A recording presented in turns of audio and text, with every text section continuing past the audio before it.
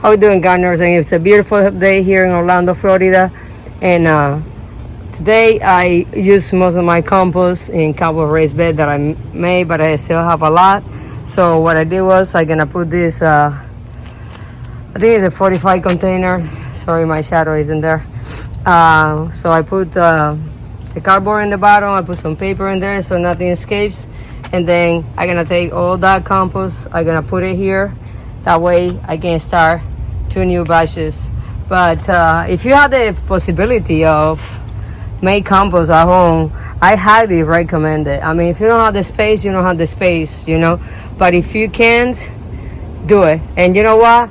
Thank you, David the Good, because thanks to this guy, I've been able to do the best compost ever. And I don't know if you can see my lizards. They're having a party because all the little palmetto roaches that coming out of the compost, they eating it. But David the Good, thank you so much. I compost everything, and when I mean everything, I mean everything. You say paper, you see bones.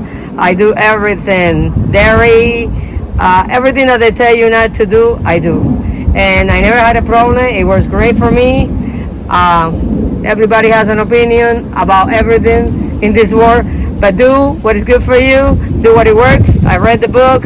I watch his videos. I see his success, and I've been compost everything for 2 years. I use it every year in my garden in fall and spring, and so far so good. But here you go, black gold, very nice, rich soil.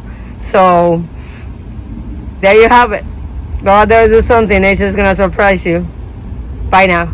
See you guys in the next video.